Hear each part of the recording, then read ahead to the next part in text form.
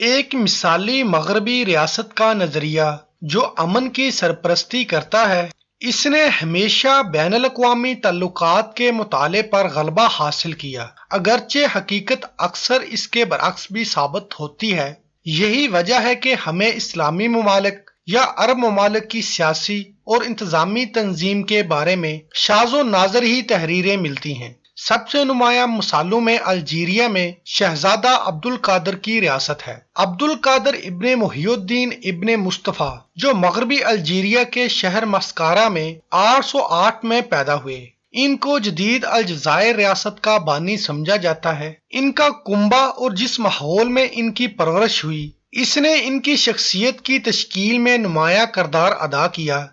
کیونکہ ان کی مذہبی پرورش ہوئی تھی، لہٰذا انہوں نے زبان، تفسیر، فقہ، حفظ قرآن، حدیث، جغرافیہ، فلسفہ کا مطالعہ کرنے کے علوم کے بارے میں سیکھا۔ ابتدائی تعلیم اپنے وطن میں حاصل کرنے کے بعد 21 سال کی عمر میں حج کرنے مکہ معظمہ گئے۔ اس سفر کے دوران ان کو بغداد، دمشق اور قاہرہ میں قیام کرنے اور علماء سے ملنے کا موقع ملا۔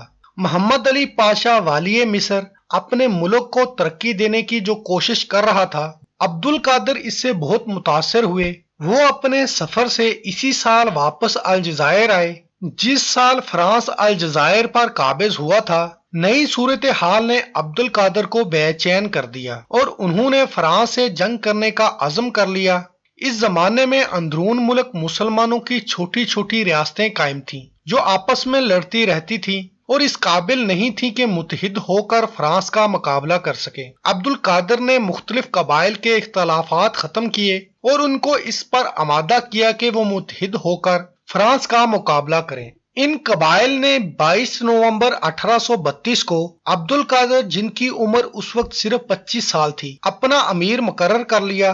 الجزائری مسلمانوں کی قیادت سنبھالنے کے بعد امیر عبد القادر نے قصبہ مسکرہ کی مسجد میں فرانسیسیوں کے خلاف جہاد کا اعلان کر دیا۔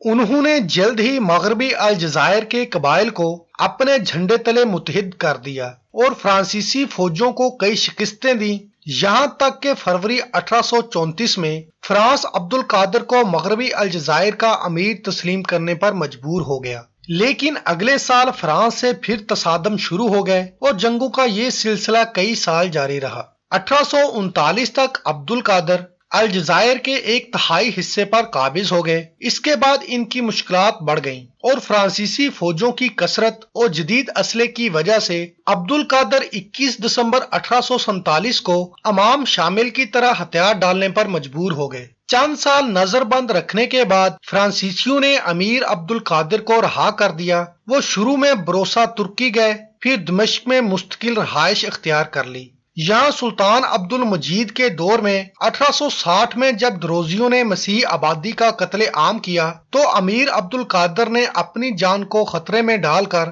ہزاروں مسیحیوں کی جانیں بچائیں اور اپنے اس طرز عمل کی وجہ سے سارے یورپ سے خراج تحسین وصول کیا۔ امیر عبد القادر 26 مئی 1883 کو انتقال کر گئے۔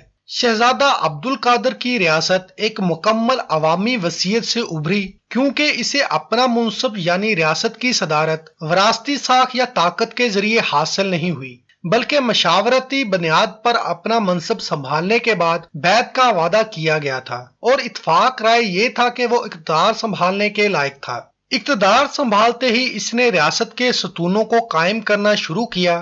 اس میں آزاد علاقے دارالاسلام کہلاتے تھے اور فرانسیسی علاقے دارالکفر، اور مسلمانوں کے لیے دارالکفر سے دارالاسلام میں آنا واجب تھا۔ امیر عبد القادر نے اپنے لیے امیر المومنین کا لقب اختیار کیا اور ریاست نظم و نسق اور طاقت کی ریاست کے لیے حکمت عملی تیار کی، جہاں اس نے ایک مرکزی حکومت اور وزارتوں کا ایک گروپ قائم کیا اور ریاست کو صوبوں اور محکموں میں تقسیم کر دیا، لیکن انتظامیہ کے طریقہ کار کو خود مختار بنا دیا گیا تھا، لہٰذا اس نے عہدیداروں کو کام کرنے کا پورا اختیار دے دیا تھا اور اس سے ان کے اختیار میں کبھی بھی کوئی رکاوٹ نہیں آئی۔ کیونکہ انتظامیہ کے تمام معاملات شورا طرز کے مطابق تھے، لہٰذا اس نے سینئر اسکالرز اور قابل ذکر افراد پر مشتمل ایک شورا کونسل قائم کی جو 11 علماء پر مشتمل تھی۔ اس کونسل کے اجلاس میں وہ اپیلوں، ججوں کے احکامات اور پیچیدہ امور کی جانچ کر رہا تھا، اور ریاست کے ہر حصے میں ایک قاضی ہوتا تھا جو امور مملکت کی شرعی اصولوں سے مطابقت پیدا کرنے کا ذمہ دار تھا۔ مشکل کے وقت علماء افاس یا جامعہ ازہر کے مالکی شیخ سے فتویٰ منگایا جاتا تھا۔ ابن اشینو بیان کرتے ہیں، شہزادے نے کبھی بھی محض فیصلہ نہیں لیا، اور اس نے ہمیشہ کونسل سے مشورہ کیا تھا جس کے وہ صدر تھے، اور زیادہ تر معاملات میں اس فیصلے سے رائے عامہ کی گونج کی عکاسی ہوتی تھی۔ ان کی سب سے نمایاں خیالات میں سے ایک وہ طریقہ ہے جس میں وہ ملازمین اور قائدین کا انتخاب کرتے تھے، کیونکہ انہیں ذہانت، قابلیت اور علم کی ضرورت ہوتی تھی، کیونکہ زیادہ تر ملازم قبائلی رہنما، معززین، اسکالرز اور وقار کے لوگ تھے۔